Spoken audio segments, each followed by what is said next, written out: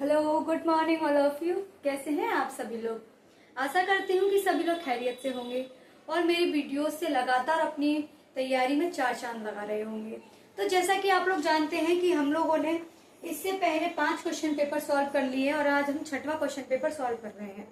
तो मैंने आप लोगों को कल एक छोटी सी वीडियो के माध्यम से थोड़े से क्वेश्चन कराए थे, क्योंकि कल मैं कहीं बाहर अर्जेंटली जा रही थी।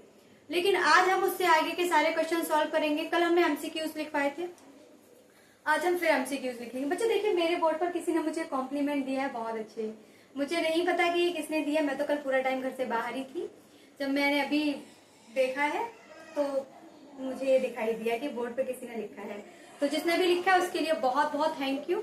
चलिए तो दोस्तों, आज आगे बढ़ते हैं और क्वेश्चन को स्टार्ट करते हैं।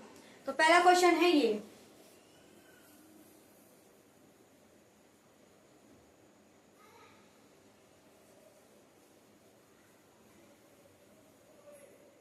तो पहला क्वेश्चन क्या है बच्चों, लिखिए।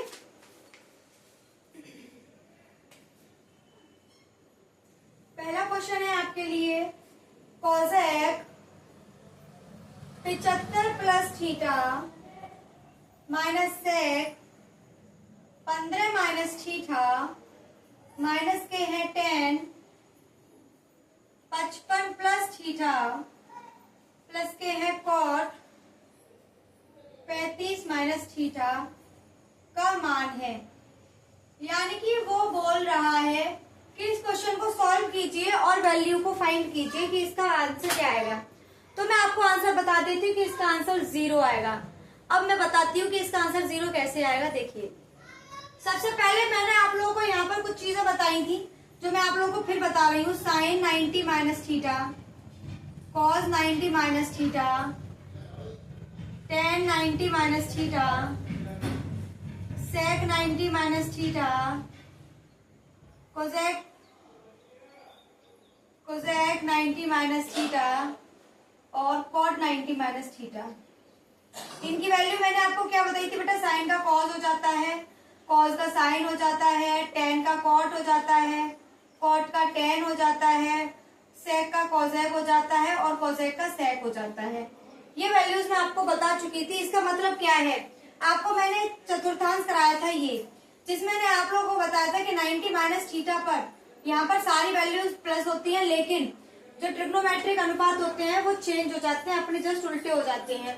फिर मैंने आपको यहाँ पर लाई थी तो 90 प्लस थीटा और 180 माइनस थीटा में ले गई थी, जिसमें मैंने आपको बताया था कि यहाँ पर आपका टेन और cos tan theta S sorry sine और कोसेक प्लस के होते हैं।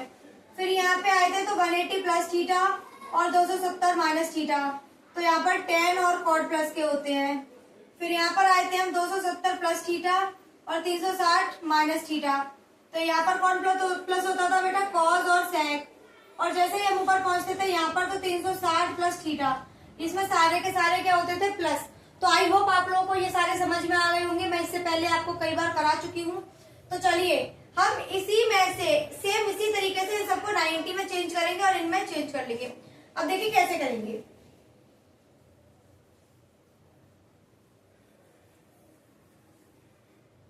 देखिए, क्या मैं कोसेक को 90 माइनस 15 प्लस थीटा लिख सकती हूँ? देखिए, अगर मैं 90 में से 15 घटाऊंगी तो मेरा कितना बचेगा? 75। तो कोई गलती नहीं है इसमें, कोई कुछ गलत नहीं हुआ है, ना ही क्वेश्चन पर कोई इफेक्ट पड़ा है। तो मैं लिख सकती हूँ माइनस के है सेक 15 माइनस थीटा को मैं ऐसे ही रखती हूँ माइनस 10। क्या मैं इसे भी 90 माइनस 35 प्लस थीटा लिख सकती हूँ? जी हाँ, बिल्कुल लिख सकती हूँ। और यहाँ पर मैंने कॉट 35 माइनस थीटा ऐसे ही रख लिया। यहाँ तक आप लोगों को कोई समस्या नहीं होनी चाहिए, आप लोगों को समझ में आना चाहिए कि मैंने कैसे किया है। अब देखिए, कोसेक 90 माइनस थीटा होता है बेटा cosec 90 minus sec theta, minus के है सेक, यहाँ पे भी माइनस हो जाएगा, सॉरी। अब आ जाइए आप यहाँ पे,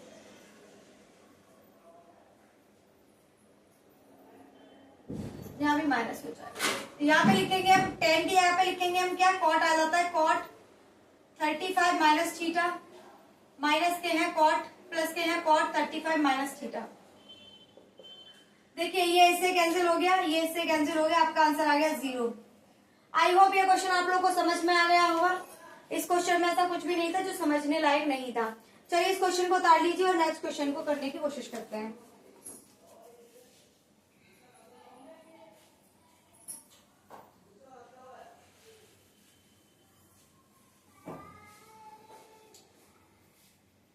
तो आइए दूसरा क्वेश्चन क्या है। एक बिंदु Q से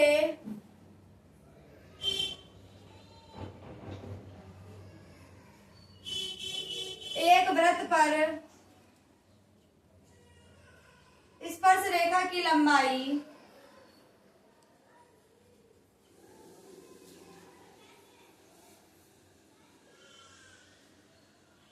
24 सेंटीमीटर तथा Q की केंद्र से लंबाई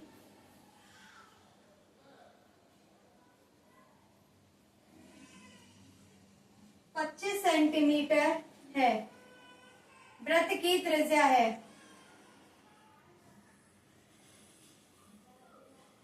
चलिए सबसे पहले हम क्या करेंगे, एक बिंदु Q से एक वृत्त की स्पर्श रेखा। सबसे पहले हम बनाएंगे एक सर्किल। मैंने एक सर्किल बना लिया। उसने बोला है Q से एक वृत्त पर स्पर्श रेखा की लंबाई, यानी कि यहाँ पर कोई पॉइंट है, ये आपका सेंटर है और सेंटर से यहाँ पर कोई क्यूब है जहां से आपके स्पर्श रेखा की लंबाई जो है वो कितनी है बेटा, आपकी 24 सेंटीमीटर है। ठीक है, तथा Q की केंद्र से लंबाई 25 सेंटीमीटर है। इसकी 25 सेंटीमीटर है। तो वृत्त की त्रिज्या ज्ञात कीजिए। बेटा हमसे ये पूछ रहा है। तो देखिए बच्चों,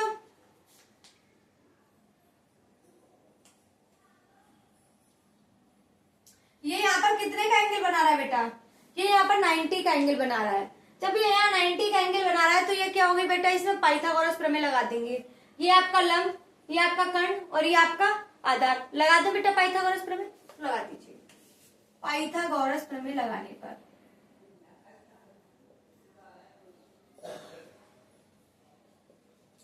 तो क्या बेटा, लंब का वर्ग प्लस आधार का वर्ग बराबर कर्ण का वर्ग।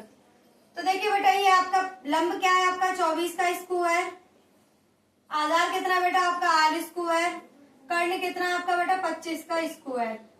24 का स्क्वायर होता है बेटा आपका 576 बराबर 625। एक काम करिए, 576 को उस तरफ ले जाइए बेटा, 625 माइनस के हैं 576, तो आपका बेटा बचेगा 49। कितना बचेगा, 49। तो हम यहाँ से स्क्वायर हटाते हैं तो उस तरफ क्या चल जाता है, स्क्वायर रूट। और आप जानते हैं कि 49 7 का क्या होता है, स्क्वायर होता है। स्क्वायर से रूट कैंसिल, तो r की वैल्यू कितनी आ गई, 7। हमसे क्या पूछा था, वृत्त की त्रिज्या। तो वृत्त की त्रिज्या हमारी कितनी होगी, 7 सेंटीमीटर। यही क्या होगा, आपका आंसर होगा। आई होप आप लोगों को ये क्वेश्चन समझ में आ गया होगा। अगर समझ में आ गया है तो या तो स्क्रीनशॉट ले लीजिए और जो उतारना चाहता है वो उतार सकता है। चलिए आगे बढ़ते हैं।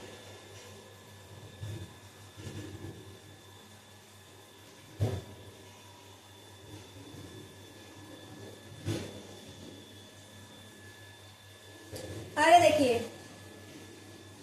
क्वेश्चन क्या है बच्चों,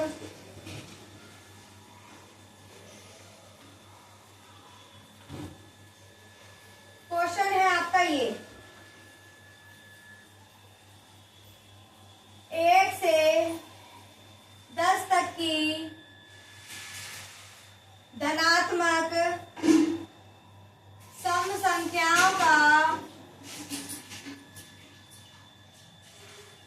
समांतर माध्य होगा।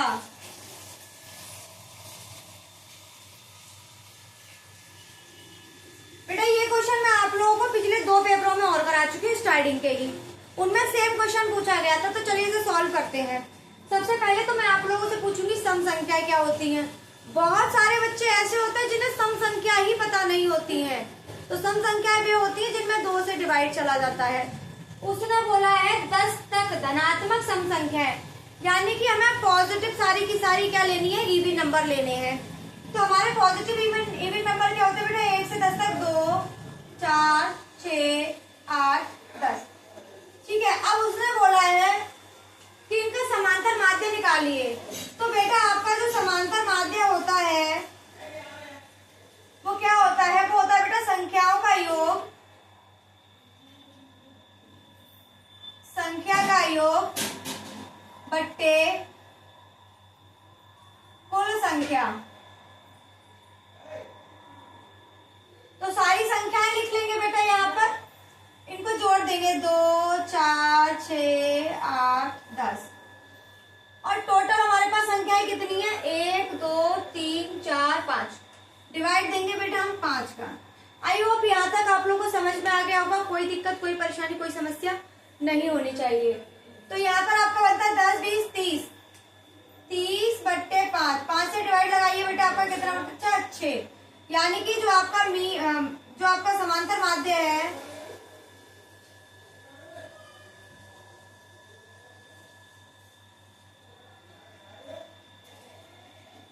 समांतर माध्य कितना निकल के आ गया बेटा, 5, वो सॉरी 6। आई होप क्वेश्चन समझ में आ गया होगा। चलिए आगे बढ़ते हैं।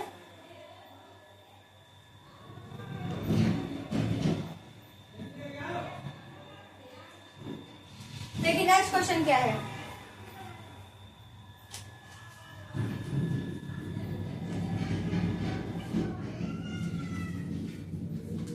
नेक्स्ट क्वेश्चन है, यदि a तथा 18 का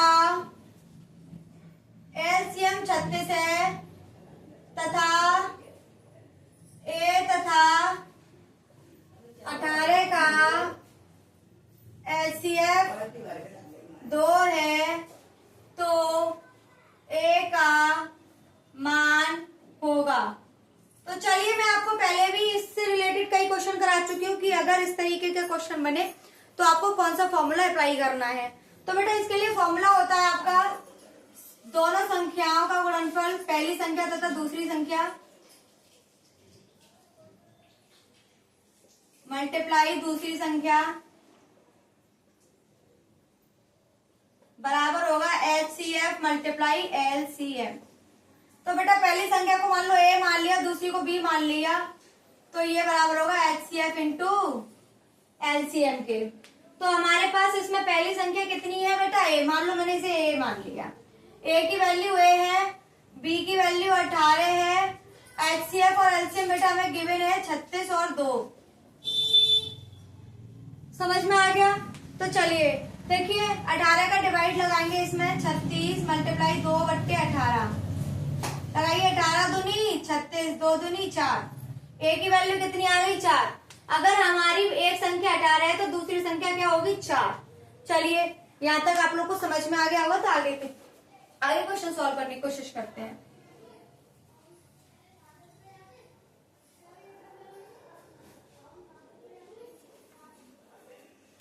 क्वेश्चन दे रखा है, किसी प्रयोग की सभी प्रारंभिक घटनाओं की प्रायिकता होती है।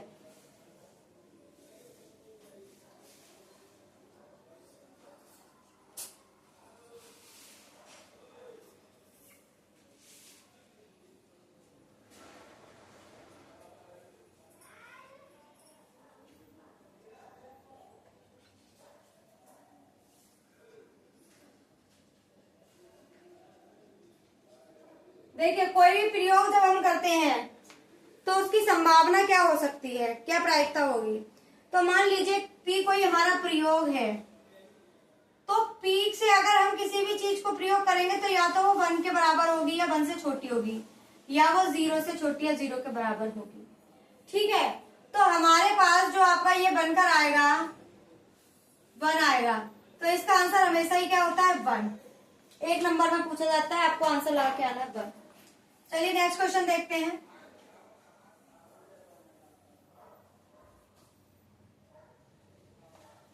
देखिए नेक्स्ट क्वेश्चन क्या है, यदि एक वृत्त का परिमाप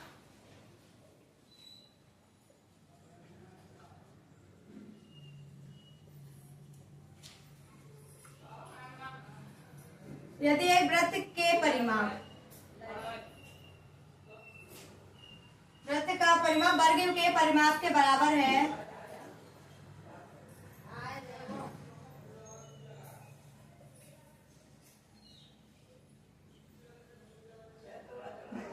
तो उनके क्षेत्रफलों का अनुपात है।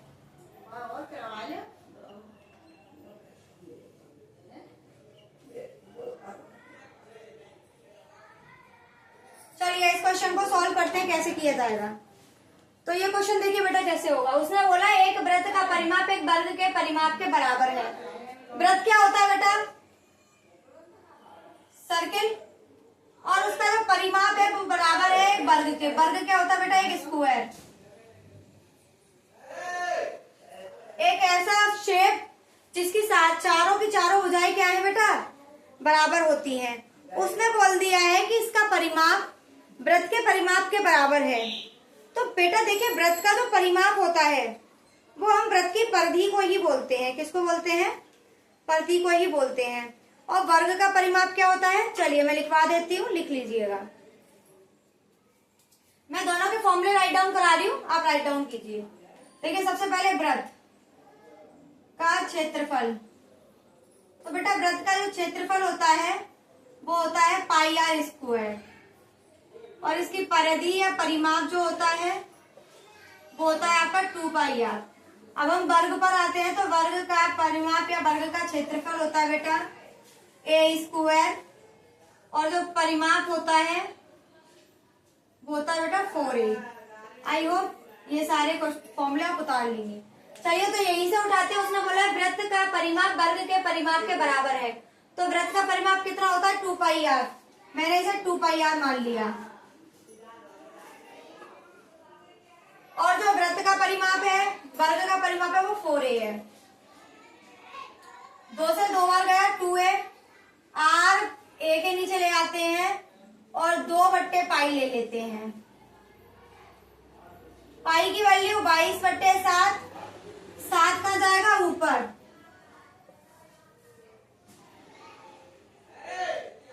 2 से 22 को काटो कितनी बार आएगा? 11 बार। तो आपका जो परिमाप और परिमापों का रेशियो, वो रेडियस और भुजा का रेशियो निकल के आएगा 7/11।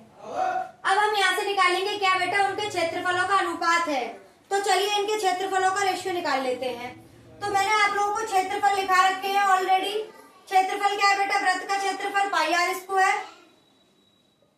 और इसका क्षेत्रफल कितना है? ए स्क्वायर। पाई को हम 22/7 लिखेंगे। आर की वैल्यू इसने बोला है इन दोनों का रेशियो बताइए। 22/7। आर को उस तरफ ले जाइए।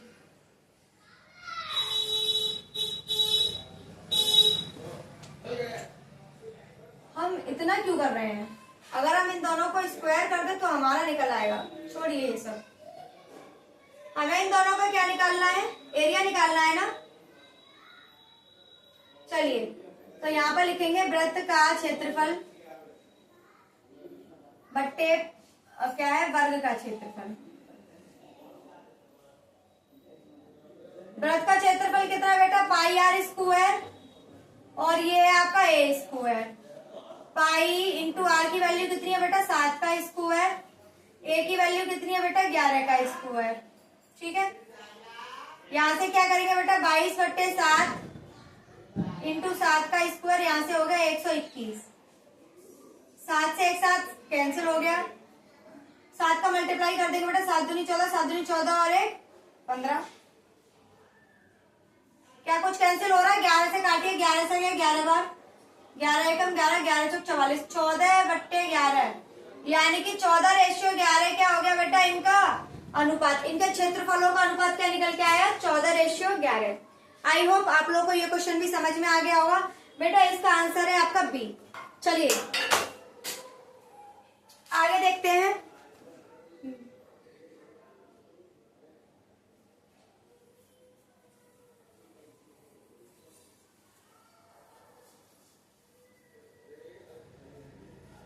मम्मी इंक उठा लेना।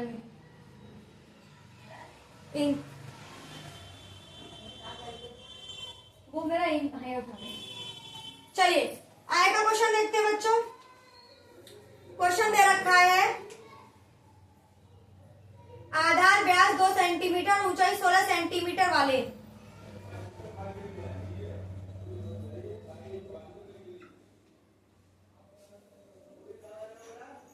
2 सेंटीमीटर और ऊंचाई 16 सेंटीमीटर वाले धातु के एक ठोस गोले, ठोस बेलन को पिघलाकर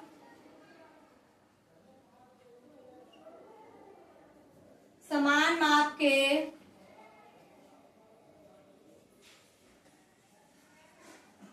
12 ठोस गोले बनाए जाते हैं।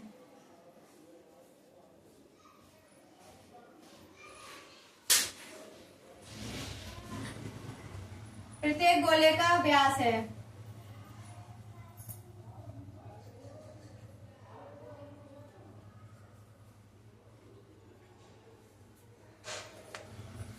देखिए बेटा क्वेश्चन क्या दे रखा है।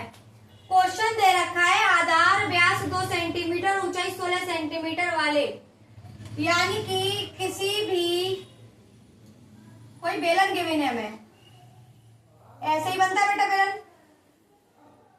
हमें कोई बेलन दे रखा है, हमसे कहा है उसका व्यास 2 सेंटीमीटर है और ऊंचाई 16 सेंटीमीटर है। तो बेटा हमने यहां से यहां तक का व्यास बना लिया 2 सेंटीमीटर। अच्छा व्यास क्या होता है बेटा? त्रिज्या का आधा, सॉरी त्रिज्या का डबल। तो त्रिज्या कैसे निकलेगी? व्यास बट्टे 2, व्यास कितना है? 2/2 यानी कि 1। त्रिज्या कितनी आ गई बेटा? 1 सेंटीमीटर। उसने बोला इसकी जो हाइट है वो 16 सेंटीमीटर दे रखी है, ठीक है। अब उसने बोला है कि इस बेलन को हमने पिघलाया और पिघलाकर हमने इसकी छोटी छोटी 12 गोलियां बना ली, ठोस गोलियां। तो मैंने इसको पिघलाया और इसको ऐसे ऐसे छोटी छोटी 12 ठोस गोलियां बना ली। तो चलिए हमसे पूछा है कि प्रत्येक ठोस गोली का व्यास कितना होगा, तो चलिए निकालते हैं। कैसे निकालेंगे? इसका जो आयतन होगा वो इन 12 गोलियों के आयतन के बराबर होगा। तो बेलन का आयतन बराबर होगा 12 ठोस गोली के आयतन के। तो देखिए बेलन का आयतन क्या होता है? 2 pi r square h, sorry pi r square h होता है। और ठोस गोले का आयतन कितना होता है बेटा? 12 इंटू 4/3 पाई आर क्यूब। देखिए इसके लिए मैंने आर माना और इसके लिए मैंने कैपिटल आर माना है, ठीक है, जिससे कि अलग अलग पता चल जाए। चलिए पाई से पाई कैंसिल, 3 से 12 कैंसिल। आर की वैल्यू हमें गिवन है 16, सॉरी एच की वैल्यू हमें 16 गिवन है, आर की वैल्यू 1 इंटू 16 बराबर होगा 4 × 4 बराबर मल्टीप्लाई आर क्यूब, 4 चौक 16। आर क्यूब की वैल्यू 1, तो आर की वैल्यू 1। हमारे पास रेडियस तो निकल के आ गई 1, लेकिन हमसे पूछा क्या है? हमसे पूछा है व्यास। तो व्यास कितना होता है बेटा? त्रिज्या का डबल। त्रिज्या कितनी है? 1, तो 2 × 1 यानी कि 2। जो इनका व्यास होगा वो कितना होगा? 2 सेंटीमीटर का। आई होप आप लोग को क्वेश्चन समझ में आ गया होगा। अगर समझ में आ गया है तो इसे उतार लीजिए और आगे का सॉल्व करके देखते हैं। चलिए हमारा इसमें एक लास्ट क्वेश्चन बाकी है, उसके बाद में क्लास को हम समाप्त करेंगे। तो चलिए अगर ये आ गया हो समझ में तो उतार लीजिए।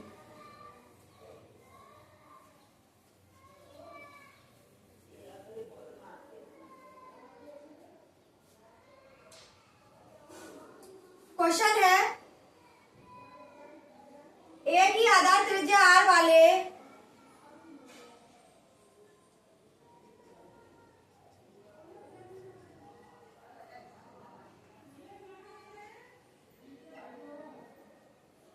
दो ठोस अर्धगोले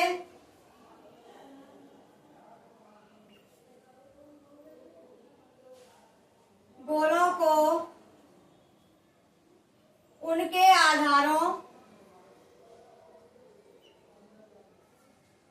अनुदेश जोड़ दिया गया है।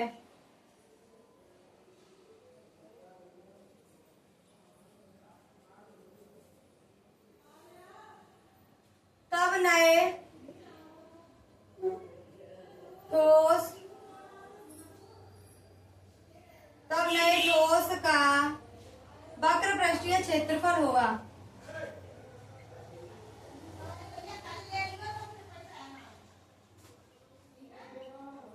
चलिए देखिए क्या करना है इस क्वेश्चन में। इस क्वेश्चन में करेंगे एक ही आधार त्रिज्या r वाले दो ठोस अर्धगोलों को उनके आधारों के अनुदिश जोड़ा गया है। यानी कि हमारे पास एक अर्धगोला था,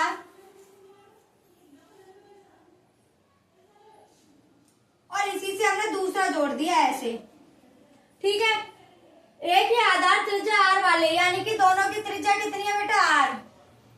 एक ही आधार त्रिज्या r वाले दो ठोस गोलों को, अर्ध ठोस गोलों को उनके आधारों के अनुदिश जोड़ दिया गया है, तब नए ठोस का वक्र पृष्ठ क्षेत्रफल होगा। तो चलिए निकालते हैं। ये पूरा एक ठोस बन गया, तो नए ठोस का, तो ठोस का